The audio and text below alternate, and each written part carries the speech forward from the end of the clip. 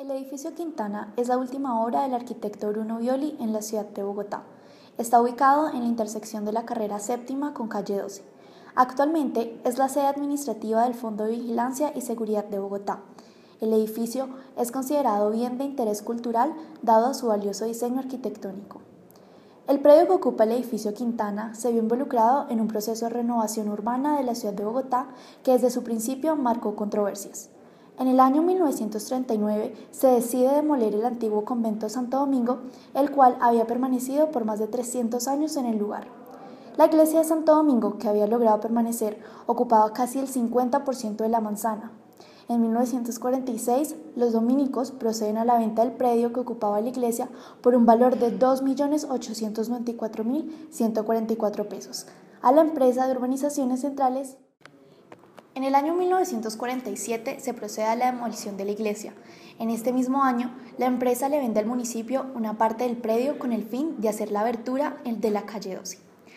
En el año 1948, con el fin de pagar los intereses que la compañía Urbanizaciones Centrales tenía aún con los dominicos, le devolvieron prácticamente la mitad del lote inicial a los dominicos. Entre los años 1950 y 1951, el predio devuelto es comprado en parte por los hermanos Buraglia Díaz y otra por el señor Arturo Quintana Santa Coloma. Este último también le compró partes del lote al municipio, convirtiéndose en el propietario del 60% de la manzana. Este proceso estuvo lleno de los intereses de diferentes partes por sacar provecho en el negocio de las bienes raíces. Debido a su ubicación estratégica, se trataron de explotar al máximo los beneficios económicos sin que estuviera en cuenta el valor patrimonial de la iglesia de Santo Domingo. Hasta el año 1960, el lote fue utilizado únicamente como parqueadero.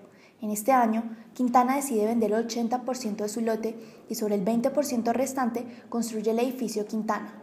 Se construye sobre la esquina donde se intersectan la calle 12 y carrera séptima en un sector de gran importancia económica y comercial. El lote es de dimensiones reducidas con un área de 149.42 metros cuadrados, factor determinante para la forma y estructura del edificio. El diseño estuvo a cargo del arquitecto Bruno Violi y los planos estructurales a cargo de Antonio María Gómez, reconocido ingeniero estructural de los años 60. La licencia de construcción fue tramitada en el año 1962 y en el año 1974 se efectúa el trámite de propiedad horizontal, es decir, que cada piso tiene un propietario diferente. El edificio de Violi se conforma a partir de un primer volumen de doble altura, que se retrocede levemente del resto de la fachada. En este primer nivel, de uso comercial, las columnas redondas a la vista se convierten en el ornamento de la fachada, una característica propia del arquitecto y su influencia neoclásica, ya que en sus edificios insistía en darle un valor expresivo a la estructura portante del edificio. Un segundo volumen se levanta con 8 pisos de altura, seguido por 2 niveles más que se encuentran retrocedidos de la fachada. En el planeamiento original del edificio, los 2 últimos pisos se diseñaron para ser un apartamento, sin embargo actualmente los 10 pisos son exclusivamente de oficinas. La fachada del edificio se define a partir de la modulación de ventanas alargadas que se encuentran enmarcadas en prefabricados de concreto. También se utilizan pequeños elementos prefabricados de concreto y piedra en la fachada. El color de la fachada amarillo ocre, un color que refleja el delicado proceso de agregados de colores a la mezcla de concreto. De nuevo, se hace presente la estructura como parte del diseño, ya que las placas se hacen evidentes sobre el plano de fachada. En el diseño original, las placas tenían una terminación de cornisa, siendo esta un aspecto típico de la arquitectura neoclásica. Lamentablemente, este detalle no fue elaborado durante la construcción del edificio. En el cerramiento de la calle 12 se hace evidente un cambio en el lenguaje, con el fin de expresar la presencia del punto fijo del edificio. Esta zona se conforma a partir de bloques de ladrillo de vidrio que permiten darle una iluminación natural a las escaleras. El sistema portante del edificio Quintana se conforma a partir de pórticos de concreto sostenidos sobre pares de pilotes. Debido al tamaño del lote, se propone una estructura perimetral con el fin de aprovechar al máximo el espacio interior.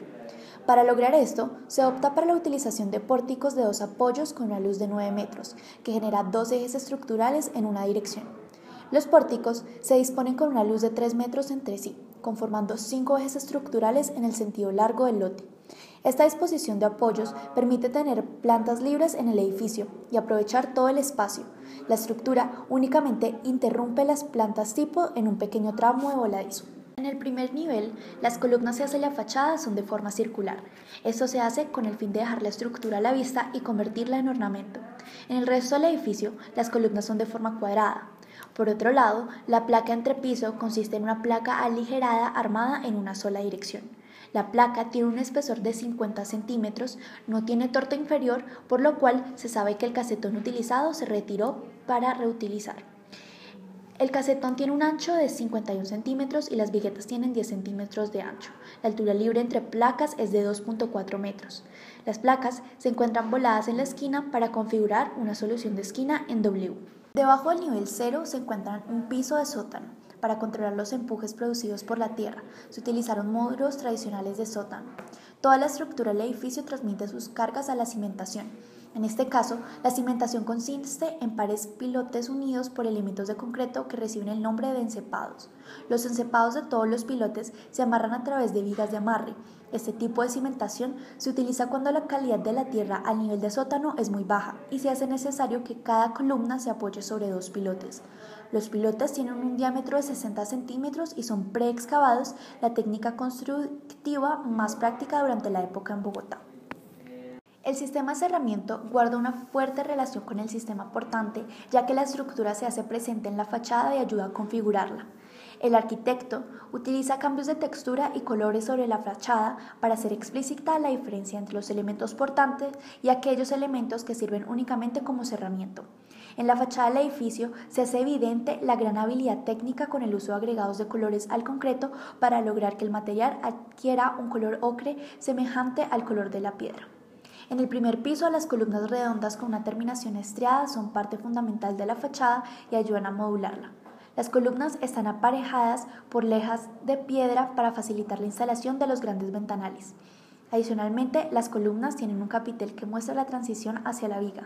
En los siguientes niveles es notoria la presencia de las placas de entrepiso, lo cual ayuda a crear una modulación vertical de la fachada. En el plano horizontal, la modulación se conforma a partir de la ventanería elaborada con lámina doblada de acero inoxidable. Todos los marcos de la ventana son elementos prefabricados de concreto, los cuales sobresalen levemente del plano de fachada. Algunas de las ventanas tienen también una baranda fundida en bronce. En la fachada, que da hacia la carrera séptima, en todo el centro se encuentra una gran ventanal acompañado por ventanas alargadas a los extremos. Las ventanas alargadas son aquellas que son más altas que anchas y que compositivamente le resultaban muy interesantes al arquitecto. Sobre la otra fachada, hacia la calle 12, la modulación se basa en ventanas alargadas. Adicionalmente, sobre este plano se encuentra el punto fijo y la entrada al edificio, zona que rompe el lenguaje del resto del edificio. En esta zona se utiliza como cerramiento para las escaleras ladrillo de vidrio y calados de concreto para la entrada. En la fachada en general se puede observar la utilización de pequeños elementos prefabricados en concreto, los cuales tienen una superficie aburjadada. Talleres Ramelli fue la firma encargada de distribuir los elementos prefabricados de toda la fachada. Todos estos elementos también muestran una cuidadosa modulación, aspecto reconocido en la arquitectura de Violi. El edificio Quintana cuenta con el tanque de suministro de agua en el sótano. Únicamente posee un contador, lo que implica que no existe un registro independiente por piso. El banco que funciona en primer piso es el único espacio donde se maneja contador independiente. Los baños se encuentran en la periferia del espacio, siempre en el mismo punto de las plantas, facilitando en gran medida los ductos de suministro y desagüe. Por otro lado, en cuanto al suministro de energía eléctrica, cada piso cuenta con su propio contador. En esta etapa del proyecto se empezó a realizar la excavación del nivel de sótano, en donde se incluyó la preparación, la excavación y nivelación de la zanja. Primero, se hizo una comprobación para saber si los datos del terreno coincidían con la información técnica. Segundo, se replanteó la excavación a realizar indicando las diferentes etapas de excavación y las cotas. Tercero, se ubicó el agua y desagüe en donde se debía tener en cuenta la profundidad de la red pública, de desagües, vías y otros para saber qué tanto se podía excavar. Cuarto, se procedió a excavar por bataches, es decir, que se hizo la excavación por tramos. Asimismo, se debió excavar formando taludes que permitieran que la tierra se fuera estabilizando por sí sola y se pudiera seguir excavando. Quinto, para el apisonado se compactó el piso para crear una superficie más plana. Sexto, se eliminó la tierra que fue sobrando del proyecto. Séptima, se ubicó una superficie de madera que permitiera ubicar unos apuntalamientos que controlaran temporalmente el empuje de la tierra. En esta etapa del proceso se procedió a construir la cimentación del edificio. la cual se conformaba por pilotes pareados unidos por elementos de concreto llamados encepados, que a su vez estaban unidos por vigas de amarre. Este sistema de cimentación permitió soportar las cargas concentradas que producía este edificio de 11 pisos de altura y que tenía una área bastante pequeña. Asimismo, los pilotes eran los adecuados para soportar cargas a esta profundidad del terreno. El sistema de cimentación estuvo basado en pilotes fundidos in situ, ya que eran los adecuados para soportar cargas utilizando el sistema de rozamiento contra el terreno, evitando así futuras perforaciones profundas. Primero, se replantearon los ejes en el terreno. Segundo, se coordinó la grúa perforadora con la máquina de inyección de bentonita.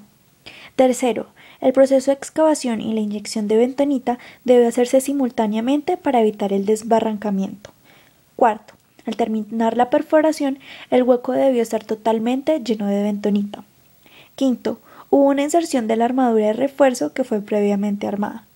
Sexto, para evitar el derrame de bentonita, se debió ir recogiendo a medida que se iba introduciendo la armadura. En esta etapa se construyeron los muros de sótano, los cuales se encargaban de controlar el empuje de tierra.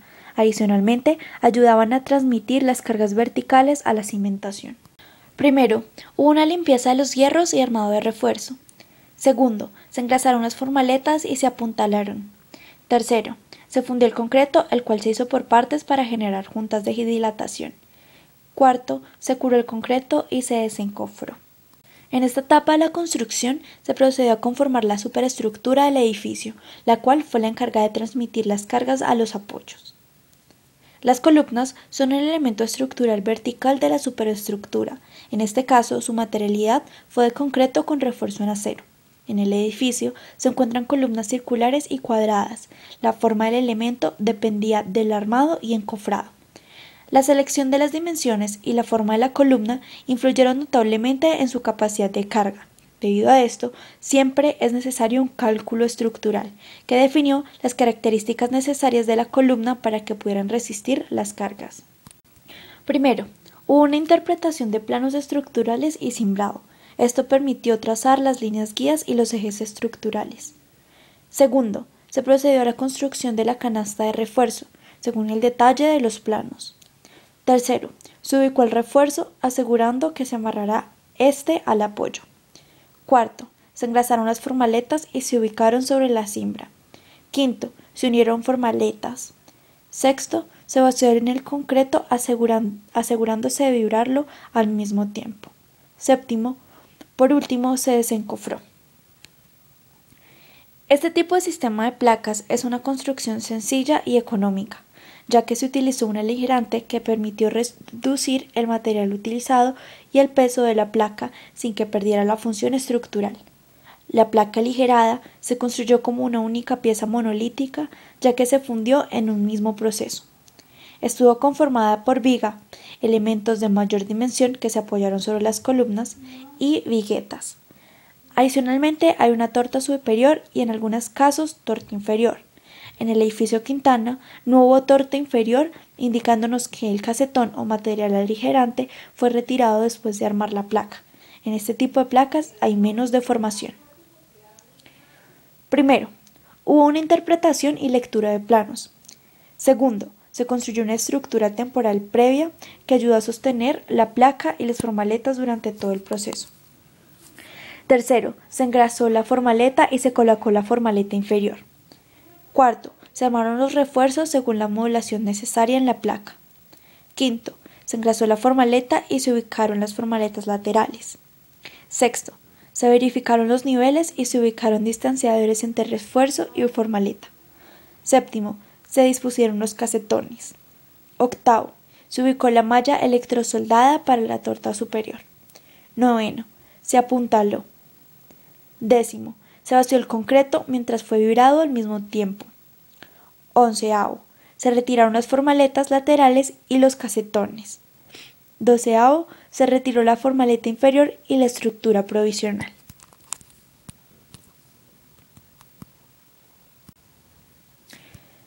Durante esta etapa se procedió a la instalación de los elementos de fachada, tales como ventanería, marcos y prefabricados. Primero, hubo un reconocimiento de planos y cimbrados, con el fin de trazar sobre la placa la ubicación del cerramiento. Segundo, se aplicó la capa de mortero en el piso, la cual ayudó a configurar el piso de 1 centímetro de altura que sirve como pega y apoyo. Tercero, se insertó el marco prefabricado sobre el piso y se pegó también la parte superior con mortero. En los laterales del marco se colocaron unas platinas que ayudaron a fijar el elemento. Cuarto, se instaló la ventanería dentro del marco.